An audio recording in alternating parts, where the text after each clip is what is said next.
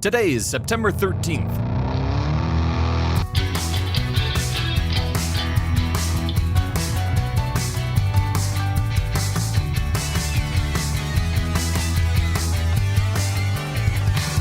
It's the 257th day of the year, and this is the On This Day podcast.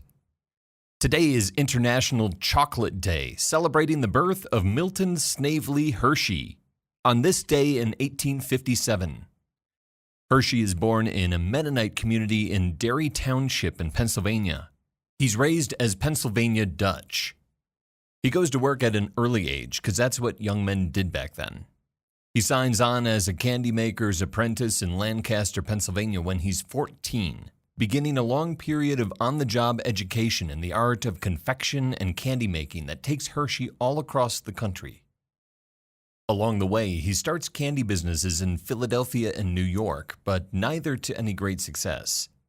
In 1883, Milton Hershey starts a business that will be a great success: the Lancaster Caramel Company. Hershey grows this company into a large corporation that he sells in 1900 for $1 million, which he uses to start the Hershey Chocolate Company. That same year, he develops and produces the first Hershey's milk chocolate bar, and in 1907, the Hershey's Kiss. This company is a great success as well, one which Hershey grows into an international behemoth that is still going strong to this day.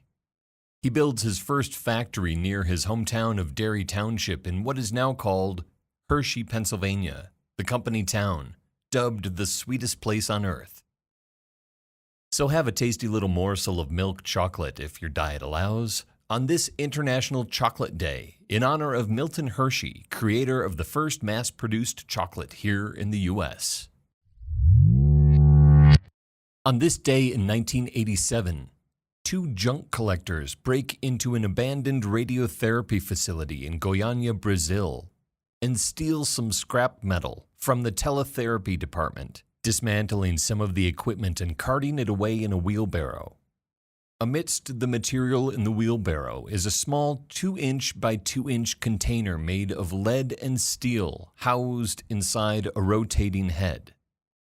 Inside the tiny capsule is a little more than 3 ounces of cesium chloride, a highly radioactive substance made with the radioisotope cesium-137. The two junk collectors, Alves and Pereira, take their haul home with them and start breaking it up. By the evening, they both start feeling nauseous and begin vomiting. Despite suffering even more intense and severe symptoms over the next few days, they continue breaking down the material. 2 days later, Alves frees the small capsule from its rotating head enclosure. He ponders the little steel cylinder and punctures it with a screwdriver. A blue light emanates from the interior of the capsule. He is mesmerized by it.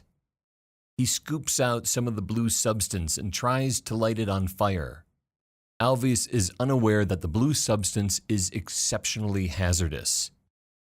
He will soon have to have part of his arm amputated, and Pereira will lose several fingers due to prolonged exposure to the radioactive material. Several days after they steal the small container on this day in 1987, the two junk collectors sell it, along with the other scrap material, to the owner of a junkyard, Ferreira. He too is intrigued by the blue glow of the capsule and takes it home with him. He invites friends over to see it. He also scoops out some of the material and shares it with his friends. His brother takes some of the material home with him, where his 6-year-old daughter will play with it. She rubs it on her body and consumes some of it.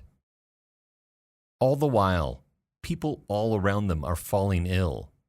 Ferreira's wife, some of his employees and neighbors, and his 6-year-old niece.